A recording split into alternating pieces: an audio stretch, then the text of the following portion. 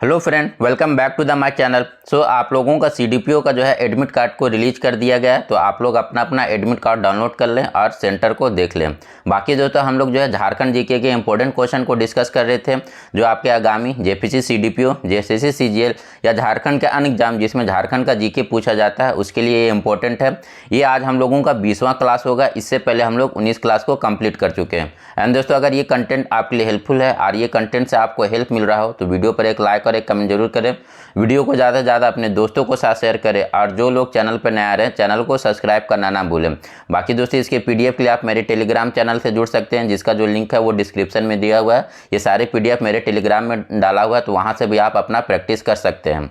तो चलिए आज की इस वीडियो को स्टार्ट करते हैं। आज का हमारा पहला क्वेश्चन है, किस राष्ट्रीय नेता को होम रूल आंदोलन के सिलसिले में रांची में नज़रबंद किया गया था? तो ये कौन से राष्ट्रीय नेता थे जिन्हें जो है होम रूल आंदोलन के सिलसिले में रांची में नज़रबंद किया गया था? तो इनका नाम है अबुल कलाम आज़ाद, यानी जहाँ करेक्ट आंसर होगा ऑप्शन बी हो जाएगा। इन्हें रांची में नज़रबंद कब से कब तक किया गया था दोस्तों? तो इन्हें जो रांची में नज़रबंद किया गया था ये 13 मार्च 1916 से 13 मार्च 1916 से लेकर ये 27 दिसंबर 1919 तक इन्हें जो है रांची में नज़रबंद करके रखा गया था। इन्हें कहाँ से पकड़कर रांची लाया गया था दोस्तों? तो इन्हें जो है कोलकाता से पकड़कर रांची में नज़रबंद कर दिया गया था। इसके बाद ये 27 दिसंबर 1919 से जब इन्हें रिहा किया जाता है तो उसके बाद ये कब दोस्तों? तो ये 3 जनवरी 1920 में जो है ये पुनः रांची से फिर ये कोलकाता चल जाते हैं। जब ये रांची में नज़रबंद रहते हैं तो ये रांची में ही फिर अंजुमन इस्लामिया मदरसा और जो है मस्जिद का निर्माण करते थे। ये सारे पॉइंट को ध्यान में रखें। तो यहाँ पर हम लोगों का करेक्ट आंसर है option B, Abul Kalam Azad. Next question देखते हैं, असहयोग आंदोलन के दौरान निम्न में से किसे पलामू का राजा घोषित किया गया था?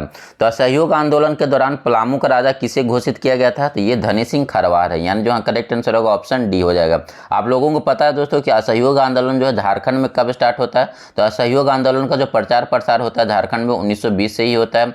इस दौरान जो है यहाँ पर जो है पलामू में किसे राजा घोषित किया जाता है? तो धनी सिंह खरवार को। धनी सिंह खरवार ने ही जो है पलामू में जंगल काटकर कपास की खेती के लिए कहा था। जंगल काटकर अगर पूछा जाए कि पलामू में जंगल काटकर कपास की खेती करने के लिए किसने बल दिया दोस्तों? तो कपास की खेती का शुरुआत जो है ये धनी सिंह खरवार किए थे और यहीं से जो है ये अपने आप को पलामू का राजा घोषित कर दिए थे। इसके अलावा कुछ और पॉइंट याद रखिए, जैसे कि असहयोग आंदोलन के दौरान जो दोस्तों पलामू में जो है राष्ट्रीय विद्यालय का भी स्थापना किया गया था। तो पलामू में राष्ट्रीय विद्यालय का स्थापना किया गया था असहयोग आंदोलन के दौरान। तो ये भी पॉइंट काफी इंपॉर्टेंट है कि असहयोग आंदोलन के दौरान जो है ये पलामू में राष्ट्रीय विद्यालय का स्थापना किया गया था। इसके अलावा दोस्तों पलामू में एक और घटना होता है असहयोग आंदोलन के दौरान। तो इसी आंदोलन के दौरान जो है दोस्तों बिहार स्टूडेंट कॉन्फ्रेंस का जो है मीटिंग होता है या अधिवेशन होता है। सन कब होता है दोस्तों? तो 1920 में। कब? 10 अक्टूबर 1920 में। 10 अक्टूबर 1920 में जो है बिहार स्टूडेंट कॉन्फ्रेंस का जो है अधिवेशन होता है 10 अक्टूबर 1920 में। ये कहाँ पर होता है? तो ये भी जो है पलामू के डाल्टनगंज में होता है। कहाँ पर? पलामू के डाल्टनगंज में होता है। और ये कितनावां नंबर का अधिवेशन था दोस्तों? तो ये 15वां अधिवेशन था।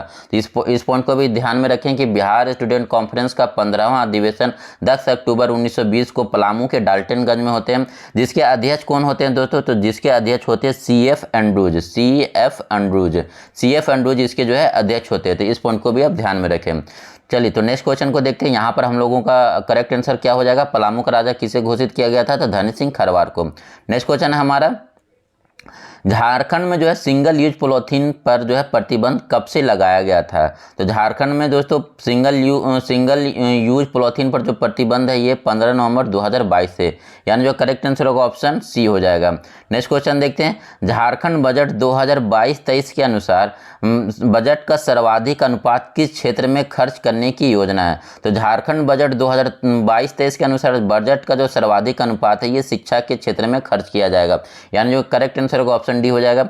ये आपका बजट से काफी इंपॉर्टेंट क्वेश्चन है दोस्तों, जिसे आप जरूर ध्यान में रखें कि झारखंड बजट 2022-23 में सबसे अधिक खर्चा किस क्षेत्र में किया जाना है? तो शिक्षा के क्षेत्र में किया जाना है। नेक्स्ट क्वेश्चन देखते हैं, ग्रह के फेरे ये किसकी रचना है? काफी इंपॉर्टेंट पूछता है ग्रह की फेरे। ये कई बार जो है कई एग्जाम में जेएसएससी और जेपीएससी के हर एग्जाम में ये पूछा हुआ क्वेश्चन है।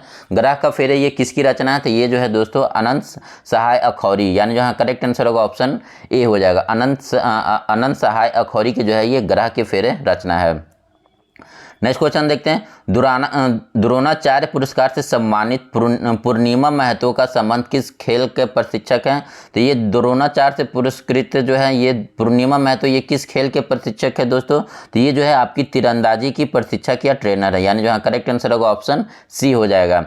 अगला क्वेश्चन है हमारा, गोकुल ग्राम विकास योजना का प्रारंभ कब हुआ? तो गोकुल ग्राम विकास योजना को जो प्रारंभ है ये कब से कब होता है दोस्तों? तो ये 5 जून 2000 से स्टार्ट होता है। गोकुल ग्राम विकास योजना का जो ये प्रारंभ कब से हुआ है? तो 5 जून 2022 से। नेक्स्ट क्वेश्चन है, ढोकलो सोहराय प्रशासनिक व्यवस्था किस आदिवासी से संबंधित है? तो ढोकलो सोहराय जो है, ढोकलो सोहराय प्रशासनिक व्यवस्था ये जो आपका दोस्तों किससे रिलेटेड है? तो ये आपका रिलेटेड हो जाएगा खड़िया जनजाति से, यानी जहाँ करेक्ट आंसर होगा ऑप्शन डी हो जाएगा। खड़िया जनजाति से ही जो संबंधित है ढोकलो सोहराय। यहाँ पर दोस्तों ढोकलो सोहराय के बारे में कुछ और छोटे छोटे पॉइंट को ध्यान में रखें, जैसे कि अगर पूछा जाए यहाँ पर जो ढोकलो और सोहराय का क्या मतलब है? तो यहाँ पर जो ढोकलो और सोहराय का मतलब, ढोकलो का मतलब हो गया दोस्तों बैठक, ढोकलो का मतलब क्या होता है दोस्तों? बैठक, और सोहराय का मतलब क्या होता है? अध्यक्ष। तो ढोकलो सोहराय का जो मीनिंग क्या है? बैठक और अध्यक्षता। तो ढोकलो का हो गया बैठक और सोहराय का हो गया अध्यक्ष। इसके अलावा दोस्तों याद रखिए कि जो ये ढोकलो सोहराय प्रशासनिक व्यवस्था थी ये किसकी थी? खड़िया की। ये ढोकलो सोहराय जो है ये प्रशासन जो है ये जातीय जो है जाति का समर्थन, जातीय पंचायत का जो है ये समर्थन करता है। ये काफ़ी बार एग्जाम में पूछा हुआ क्वेश्चन है कि कौन सी प्रशासनिक व्यवस्था जो जातीय पंचायत की जो है समर्थन करता है? तो ये ढोकलो सोहराय। उसके बाद ये पंचायती राज जो था, पंचायती राज इसका जो है ये विरोध किया था, पंचायती राज का ये विरोध किया था, पंचायती राज जो है प्रशासन इसका विरोध किया था, और जातीय पंचायत पर ये बल दिया, यानी इसका समर्थन किया था। तो इस पॉइंट को जरूर ध्यान में रखें कि कौन सा ऐसा प्रशासनिक व्यवस्था था जिसमें जातीय पंचायत पर जोर दिया गया था और पंचायती राज का विरोध किया गया था। तो ये ढोकलो सोहराय व्यवस्था था। इसके अलावा दोस्तों कुछ और छोटे से पॉइंट है, जैसे यहाँ पर जो है यहाँ पर इसके जातीय पंचायत को क्या कहा जाता है?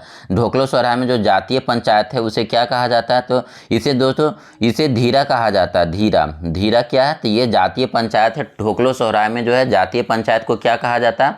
धीरा। और यहाँ पर जो बंदिया क्या है दोस्तों? तो बंदिया जो है जातीय पंचायत का प्रमुख कहलाता है। बंदिया क्या है? तो जातीय पंचायत के जो प्रमुख होते हैं उसको क्या कहते हैं? तो बंदिया कहते हैं। ठीक है, ये पॉइंट को ध्यान में रखें कि जातीय पंचायत को क्या कहा जाता है ढोकलो सोहराय प्रशासन व्यवस्था में? तो धीरा कहा जाता है। और जो जातीय पंचायत के प्रमुख है उसे क्या कहा जाता है? तो बंदिया कहा जाता है।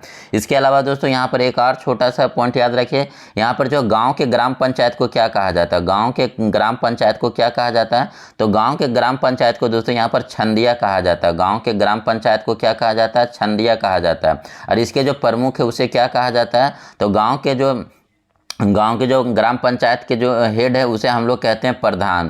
तो इस पॉइंट को ध्यान में रखें। गांव का जो ग्राम पंचायत है उसे ढोकलो सोहराय प्रशासन व्यवस्था में क्या कहा जाता है? छंदिया कहा जाता है। और इसके हेड को क्या कहा जाता है? प्रधान कहा जाता है। और जातीय पंचायत को क्या कहा जाता है? धीरा कहा जाता है। और इसके प्रमुख को क्या कहा जाता है? तो बंदिया कहा जाता है। तो ये छोटे छोटे पॉइंट है ढोकलो सोहराय के बारे में, तो इसे ध्यान में रखें। नेक्स्ट क्वेश्चन देखते हैं, ये हो गया झारखंड का धोकरा निम्नलिखित में से किस शिल्प कला से संबंधित है? तो ये झारखंड का जो धोकरा है ये दोस्तों धातु शिल्प कला से संबंधित है, यानी जो यहाँ करेक्ट आंसर होगा ऑप्शन डी हो जाएगा। नेक्स्ट क्वेश्चन हमारा, क्रिकेट के तीनों प्रारूप में चयनित झारखंडी प्लेयर कौन है? तो क्रिकेट के तीनों प्रारूप जैसे T20, टेस्ट और ODI, ये तीनों में जो चयनित होने वाले जो खिलाड़ी हैं ये इंद्रानी रॉय, यानी जो करेक्ट आंसर होगा ऑप्शन बी हो जाएगा। बाकी दोस्तों आप लोगों को पता है ये सिलवासा नुडुंगडुंग ये हॉकी से रिलेटेड है। अष्टम बुराओं का भी संबंध जो है आपका हॉकी से है। नेक्स्ट क्वेश्चन है, भारत सरकार ने इलेक्ट्रॉनिक निर्माण क्लस्टर को स्वीकृति दी है। तो भारत सरकार के द्वारा जो है इलेक्ट्रॉनिक्स निर्माण क्लस्टर का जो ये निर्माण कहाँ पर इसका स्वीकृति दे दिया गया है? तो आदित्यपुर में, यानी जो करेक्ट आंसर होगा ऑप्शन ए हो जाएगा। नेक्स्ट क्वेश्चन है, झारखंड के अधिकांश जनजातियों के मध्य कैसी विवाह व्यवस्था है? तो झारखंड के अधिकांश जनजातियों के बीच जो है ये कैसी विवाह व्यवस्था पाई जाती है? गोत्र और बहिर्विवाही, यानी जो करेक्ट आंसर होगा ऑप्शन बी हो जाएगा। गोत्र और बहिर्विवाह मतलब सेम गोत्र में इनमें शादी वर्जित होता है। तो गोत्र और बहिर्विवाही जो है ये अधिकांशतः जो है झारखंड के जनजातियों में देखा जाता है। नेक्स्ट क्वेश्चन है, आशा किस लक्ष्य के लिए प्रारंभ किया गया था? तो आशा जो है ये किसके लिए स्टार्ट किया गया था? तो दोस्तों तो ये जो है महिला सशक्तिकरण के लिए, यानी जो करेक्ट आंसर होगा ऑप्शन ए हो जाएगा। चलिए आप लोग कमेंट करके बताएं यहाँ पर आशा का फुल फॉर्म क्या है। यहाँ पर आप लोगों को कमेंट करके बताना कि आशा का फुल फॉर्म क्या है और ये कब स्टार्ट किया गया था, ये कब स्टार्ट किया गया था। तो इसका आंसर आप लोग कमेंट करके बताएं। नेक्स्ट क्वेश्चन देखते हैं, कुलेश्वरी मंदिर किस जिले में स्थित है? तो कुलेश्वरी मंदिर ये किस जिले में है स्थित है? ये चतरा जिला में स्थित है, यानी जो करेक्ट आंसर होगा ऑप्शन डी हो जाएगा। कुलेश्वरी मंदिर किस जिले में स्थित है? तो चतरा में स्थित है ये। नेक्स्ट क्वेश्चन है, निम्न में से कौन सी नदी जो है बिहार एवं झारखंड को विभाजित करने का कार्य करती है? तो बिहार और झारखंड को विभाजित करने वाली नदी दोस्तों आपको इसका मैप ध्यान में रखना पड़ेगा।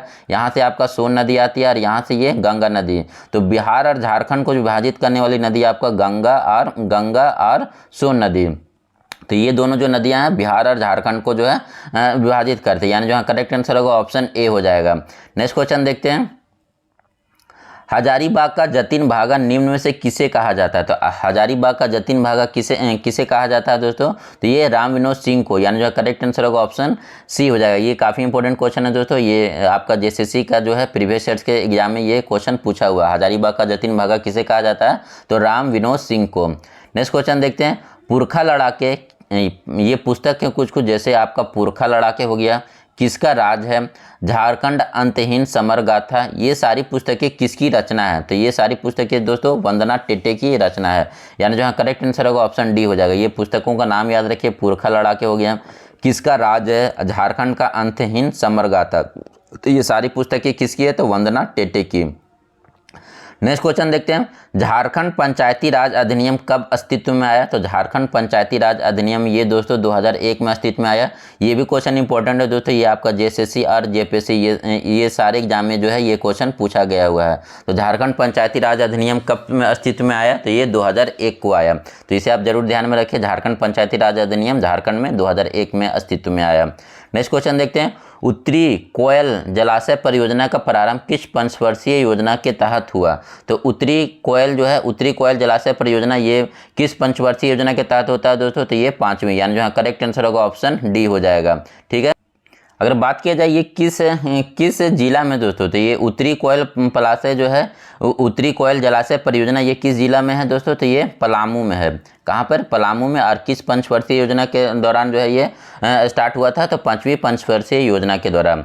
नेक्स्ट क्वेश्चन देखते हैं, झारखंड का सबसे बड़ा लोहा का खान कहाँ पर स्थित है? तो झारखंड का सबसे बड़ा जो लोहे का खान है ये नवामुंडी पश्चिमी सिंहभूम में, यानी जहाँ करेक्ट आंसर होगा ऑप्शन ए। लेकिन अगर बोला जाए भंडारण के रूप में सबसे बड़ा लोहा का खान कहाँ पर है? तो भंडारण कब बोला जाए तो ये चिरैया में है। तो ये 2 पॉइंट को ध्यान में रखें, अगर पूछा जाए सबसे बड़ा लोहा खान तो ये नवामुंडी में है, लेकिन अगर भंडारण बोला जाए तो सबसे बड़ा जो भंडारण है ये चिरैया में है। नेक्स्ट क्वेश्चन देखते हैं, संथाल जनजाति में लोग में कितने गोत्र में विभाजित है? संथाल जनजाति के जो लोग हैं ये संथाल जनजाति में कितने गोत्र में विभाजित है दोस्तों? तो संथाल जनजाति ये टोटल जो है आपका 12 गोत्रों में विभाजित है, यानी जहाँ करेक्ट आंसर होगा ऑप्शन सी हो जाएगा। संथाल जनजाति में कितने गोत्र पाए जाते हैं? तो 12 गोत्र पाए जाते हैं।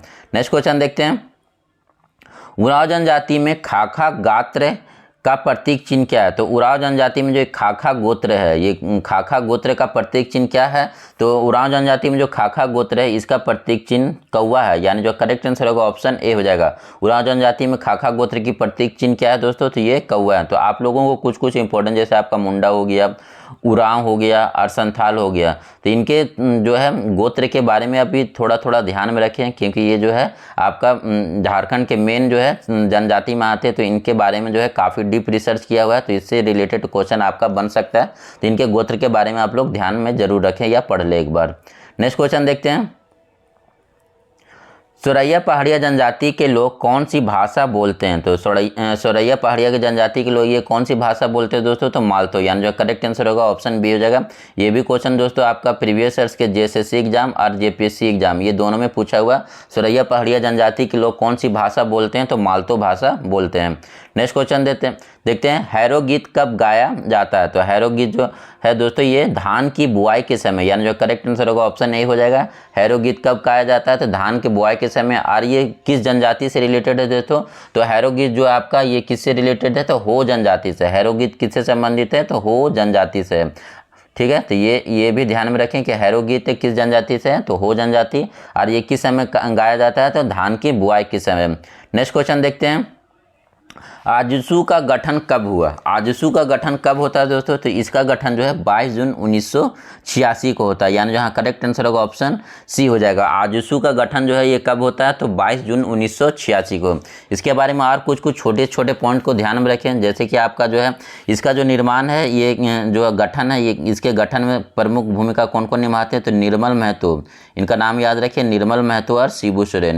निर्मल महतो और शिबू सोरेन के जो है, शिबू सोरेन के द्वारा जो है आजसू का गठन 22 जून 1986 को जमशेदपुर में, कहाँ पर किया गया था इसका गठन? तो जमशेदपुर में किया गया था। तो इस पॉइंट को ध्यान में रखें, निर्मल महतो और शिबू सोरेन जो है इनकी ही अध्यक्षता में जो है इसका जो गठन 22 जून 1986 को जमशेदपुर में किया गया। इसके बाद अगर बात किया जाए दोस्तों, इसका जो गठन किस तर्ज पर किया गया था, ये भी क्वेश्चन आपका कभी कभी पूछ दिया जाता है एग्जाम में। तो इसका गठन जो है असम का एक संस्था था, असम की एक संस्था थी आसू, असम की एक संस्था थी आसू, तो उसी के तर्ज पर दोस्तों आजसू का गठन किया गया झारखंड में।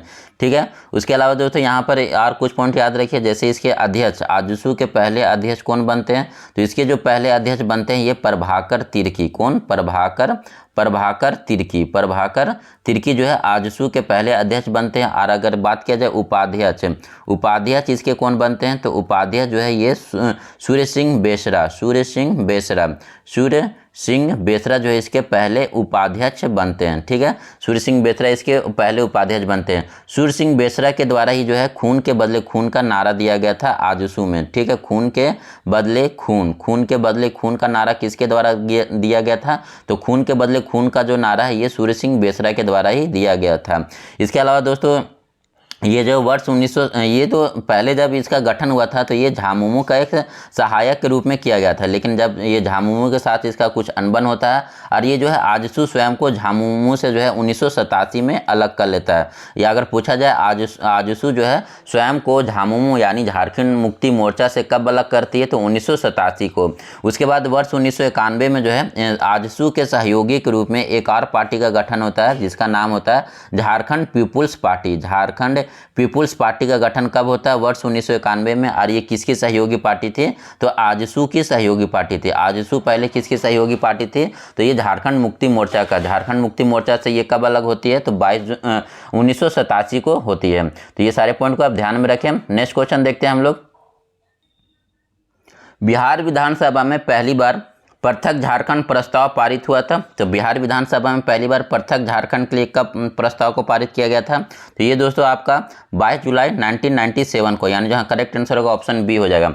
बिहार विधानसभा में पहली बार पृथक झारखंड का प्रस्ताव कब पारित किया गया था? तो 22 जुलाई 1997 को। नेक्स्ट क्वेश्चन देखते हैं। झारखंड में पहली बार राष्ट्रपति शासन 19 जनवरी 2009 को लागू किया गया था। उस समय झारखंड के राज्यपाल कौन थे? तो झारखंड में जब पहली बार राष्ट्रपति शासन लगता है तो उस समय जो राज्यपाल थे डॉक्टर सैयद सिप्ते रजी, यानी जो करेक्ट आंसर होगा ऑप्शन बी हो जाएगा। सैयद सिप्ते रजी जो है झारखंड में जब पहली बार राष्ट्रपति शासन लगता है तो उस समय ये जो है यहाँ के राज्यपाल थे। इसके अलावा कुछ और छोटे छोटे पॉइंट को ध्यान में रखें दोस्तों कि जैसे कि पहला राष्ट्रपति शासन 19 जनवरी 2009 से लेकर 19 जनवरी 2009 से लेकर कब तक रहता है दोस्तों? तो ये 30 दिसंबर 2009 तक, 30 दिसंबर 2009 तक रहता है। ये सर्वाधिक दिन रहने वाला जो है राष्ट्रपति शासन था। अगर पूछा जाए कि झारखंड में कौन सा राष्ट्रपति शासन सबसे ज़्यादा दिन तक रहा था तो ये आपका हो जाएगा पहली बार जब राष्ट्रपति शासन लगता है तो ये सर्वाधिक दिनों तक लगता है। इसकी अवधि कितनी दिनों की थी दोस्तों? तो ये 344 दिनों की इसकी अवधि थी। तो ये पॉइंट को ध्यान में रखें।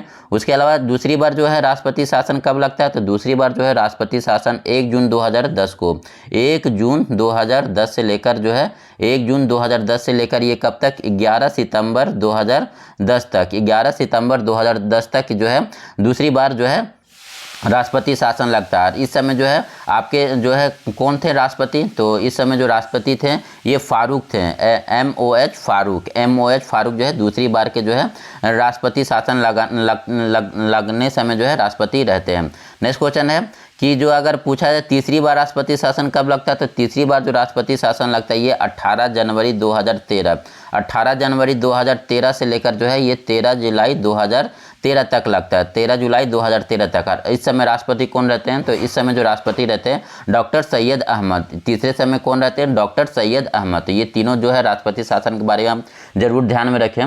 नेक्स्ट क्वेश्चन देखते हैं, निम्न में से किसे झारखंडी वायलिन के नाम से जाना जाता है? तो झारखंडी वायलिन के नाम से किसे जाना जाता है? तो केंद्र को।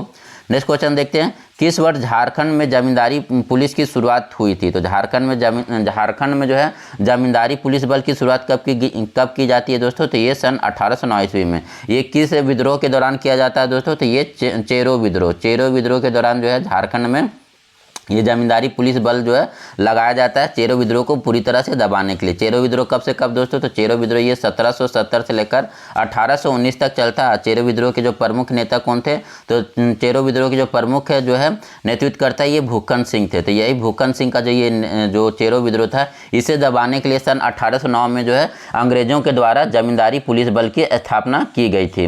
नेक्स्ट क्वेश्चन देखते हैं, छऊ नृत्य का जो है प्रदर्शन सर्वप्रथम विदेश में कब हुआ था? तो छऊ नृत्य का जो है सर्वप्रथम जो है विदेशों में जो प्रदर्शन होता है ये वर्ष 1938 ईस्वी में, यानी जहाँ करेक्ट आंसर होगा ऑप्शन डी हो जाएगा। और ये किसके नेतृत्व में किया जाता है दोस्तों? तो ये इनका नाम याद रखिए, सुधेंद्र नारायण सिंह के जो है नेतृत्व में जो है छऊ नृत्य का सर्वप्रथम विदेश में जो है 1938 में प्रदर्शन किया जाता है। इसके अलावा यहाँ पर छऊ का मतलब क्या होता है दोस्तों? तो छऊ का मतलब होता है छाया। इसका जो प्रारंभ है छऊ नृत्य का प्रारंभ झारखंड के सरायकेला से स्टार्ट होता है और ये एक पुरुष प्रधान नृत्य है। तो ये सारे पॉइंट को ध्यान में रखें। नेक्स्ट क्वेश्चन देखते हैं, झारखंड में उर्स मेला कहाँ लगता है? तो झारखंड में जो उर्स मेला है ये गुमला में लगता है, यानी जहाँ करेक्ट आंसर होगा ऑप्शन डी हो जाएगा। अगला क्वेश्चन है हमारा, झारखंड के डॉक्टर गैब्रियल हेम्ब्रम जाने जाते हैं। तो ये जो डॉक्टर गैब्रियल हेम्ब्रम ये किस क्षेत्र से रिलेटेड है दोस्तों? तो ये एक जड़ी बूटी विशेषज्ञ है, यानी जहाँ करेक्ट आंसर होगा ऑप्शन डी हो जाएगा। डॉक्टर गैब्रियल हेम्ब्रम का जो है पहचान किससे है? तो ये एक जड़ी बूटी विशेषज्ञ है। नेक्स्ट क्वेश्चन देखते हैं, अखिल भारतीय ट्रेड यूनियन कांग्रेस का अधिवेशन झरिया में कब हुआ था? तो अखिल भारतीय ट्रेड यूनियन कांग्रेस का जो झरिया में अधिवेशन होता है ये किस वर्ष होता है? तो वर्ष 1929 को, यानी जहाँ करेक्ट आंसर होगा ऑप्शन बी हो जाएगा। अगला क्वेश्चन है, 7 जनवरी 2023 को झारखंड के किस जिले में आदि मानव के बनाए गए शैल चित्र के रूप में साक्ष्य मिला है? तो ये झारखंड के किस जिला से मिला दोस्तों? तो ये सिमडेगा से। तो ये इसका यहाँ पर जो करेक्ट आंसर होगा ऑप्शन ए हो जाएगा। सिमडेगा से जो है 7 जनवरी 2023 को झारखंड के किस जिले में आदि मानव के बनाए गए शैल चित्र के रूप में साक्ष्य मिला है? तो ये सिमडेगा से मिला है। नेक्स्ट क्वेश्चन देखते हैं, हाल में प्रकाशित हुई पुस्तक the political life of memory Birsa Munda in contemporary India के लेखक कौन है? तो ये इनके लेखक कौन है? तो डॉक्टर राहुल रंजन, यानी जो करेक्ट आंसर होगा ऑप्शन सी हो जाएगा। ये पुस्तक ध्यान में रखिए जरूर दोस्तों, क्योंकि ये अभी करंट का पुस्तक है। The political life of memory Birsa Munda in contemporary India के लेखक कौन है? तो राहुल रंजन। नेक्स्ट क्वेश्चन है कि 2 दिवसीय G20 की बैठक झारखंड के किस शहर में आयोजित की जा रही है? तो 2 दिवसीय G20 का बैठक झारखंड के रांची में अभी हुआ है, यानी जो करेक्ट आंसर होगा ऑप्शन बी हो जाएगा। जैसा कि आप लोगों को पता है कि वर्ष 2023 का जो है G20 का बैठक भारत में हुआ था। तो ये हर जगह जो है G20 के जो सदस्य थे वो झारखंड में भी आए थे। झारखंड में कहाँ पर? तो रांची में इसका बैठक हुआ था। नेक्स्ट क्वेश्चन देखते हैं कि हाल में ही 30वीं राष्ट्रीय बाल विज्ञान कांग्रेस में झारखंड का प्रतिनिधित्व किसने किया? तो 30वें राष्ट्रीय बाल विज्ञान कांग्रेस में झारखंड की तरफ जो प्रतिनिधि किए थे उनका नाम है रिद्धि शर्मा, यानी जहाँ करेक्ट आंसर होगा ऑप्शन सी हो जाएगा। अगला क्वेश्चन देखते हैं, झारखंड की जनसंख्या घनत्व 2011 के अनुसार कितना है? तो झारखंड का जो जनसंख्या घनत्व है दोस्तों 2011 के अनुसार ये 414 है, यानी जो करेक्ट आंसर होगा ऑप्शन ए हो जाएगा। अगर पूछा जाए सबसे ज़्यादा जनसंख्या घनत्व वाला जिला कौन सा है? तो सबसे ज़्यादा जो जनसंख्या घनत्व वाला जिला दोस्तों ये धनबाद है। सबसे अधिक जनसंख्या घनत्व वाला जिला धनबाद। और निम्नतम जनसंख्या घनत्व वाला जिला कौन है? तो सिमडेगा। यहाँ पर धनबाद में जनसंख्या घनत्व कितना है? तो ये 1316 और सिमडेगा में जनसंख्या घनत्व कितना है? 159 है। नेक्स्ट क्वेश्चन देखते हैं, छोटा नागपुर के वर्तमान धरातल का निर्माण किस चट्टान से हुआ है? तो छोटा नागपुर का जो वर्तमान धरातल है इसका निर्माण जो है ग्रेनाइट और नीस से हुआ, यानी जो करेक्ट आंसर होगा ऑप्शन डी हो जाएगा। अगला क्वेश्चन है, बौद्धकालीन स्तंभ पटम्बा गांव ये किस जिले में है? तो बौद्धकालीन स्थल जो पटम्बा गांव है ये आपका जमशेदपुर में, यानी जो करेक्ट आंसर होगा ऑप्शन बी हो जाएगा। सो आज के वीडियो में इतना ही दोस्तों। आप लोगों को कितना मार्क्स आ रहा है आप लोग कमेंट करके बताएं। बाकी वीडियो अच्छा लगा तो वीडियो पर एक लाइक और एक कमेंट जरूर करें। Thank you for watching this video.